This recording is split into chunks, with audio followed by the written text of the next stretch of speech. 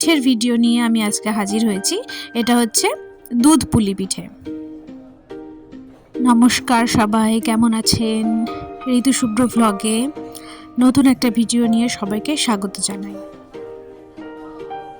এই কনকনে ঠান্ডা শীতকাল, আর শীতকাল মানেই যেটা মনে পড়ে সেটা হচ্ছে পিঠে পুলি। শীতকালে এলেই এটা মন চায় যে একটু পিঠে খাই, সেটা যে রকমই পিঠে হোক, ভাপা পিঠে, ঝাল পিঠে, নানা রকমের পিঠে। তো সেই রকমই একটা পিঠের ভিডিও নিয়ে আমি আজকে হাজির হয়েছি। এটা হচ্ছে দুধ পুলি পিঠে।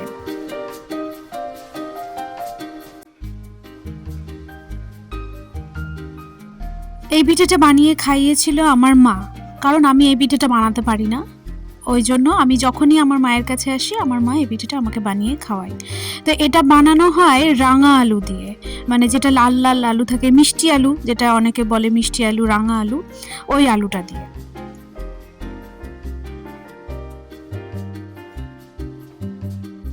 এখানে দেখতেই পেলে রাঙা আলুটাকে ফার্স্ট সেদ্ধ করে নেওয়া হলো, তারপরে ওটার মধ্যে আটা মেশানো হলো।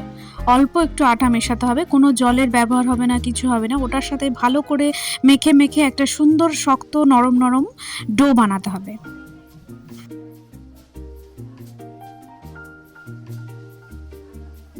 দেখো, খুব সুন্দর একটা ডো বানানো হয়ে গেছে। এটার থেকে এবার ছোট ছোট করে লেচি কেটে নিয়ে, যেমন মানে লুচির লেচি হয় ছোট ছোট করে, অনেকে বড় বড়ও করে, তো আমরা এখানে ছোট ছোটই করেছি। এর মধ্যে এবার পুর ভরা হবে। পুরটা হচ্ছে মেওয়া, অনেকে এখানে নারকেলের পুর দেয়, নারকেল গুড় মিক্সড করে নারকেলেরও পুর দেয়। তো আমরা এখানে নারকেলের পুরটা দিইনি, এখানে দিয়েছিলাম মেওয়া।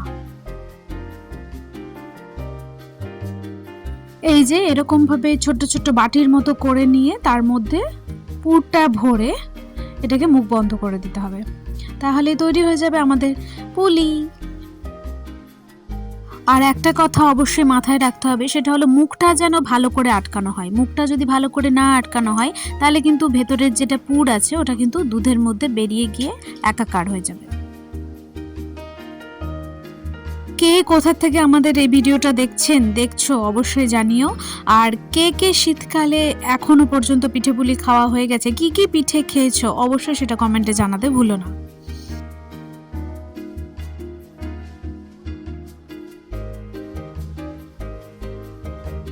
তোমাদেরকে বোঝানোর জন্য আরও একটা মা বানিয়ে দেখাচ্ছে, দেখে নাও। যারা জানো না তারাও শিখে নিতে পারো।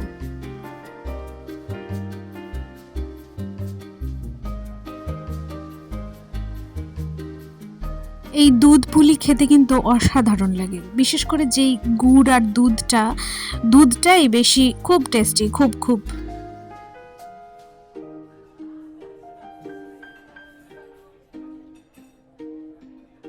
দেখো, এখানে সব পুলিগুলো রেডি হয়ে গেছে, আমি তার মধ্যে একটু নকশা করে দিয়েছিলাম। এবার এগুলোকে দুধে ফেলার ফালা।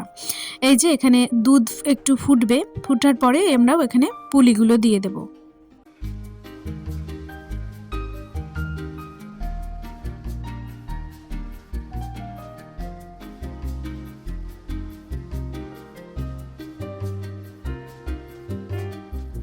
এক এক করে খুব আস্তে আস্তে, কারণ জিনিসটা যেহেতু নরম, খুব আস্তে আস্তে এর মধ্যে এগুলোকে দুধের মধ্যে ফেলতে হবে।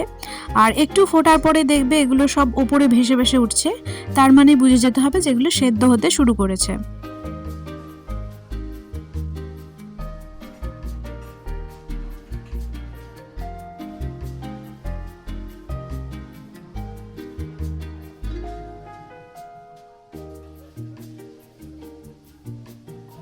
এগুলো ফুটতে শুরু করে দিয়েছে, আর একটু ভালোভাবে সবগুলো যাতে এক জায়গায় ফোটে, একটু নাড়িয়ে নাড়িয়ে দেখতে হবে যাতে লেগেও না যায়।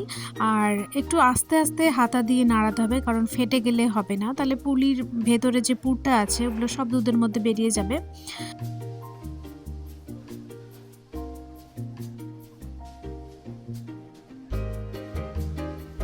বেশি সময় লাগে না যদিও, তবুও একটু আস্তে আস্তে গ্যাসের ফ্লেমটা কমিয়ে ভালোভাবে এগুলো ফোটাতে হবে। দিয়ে দেখবে যে এগুলো সেদ্ধ হয়ে যাবে নিচে থেকেই। আর সেদ্ধ হবে তারপরেই কিন্তু এখানে গুড় দিতে হবে, না হলে কিন্তু শক্ত হয়ে যাবে পুলিগুলো।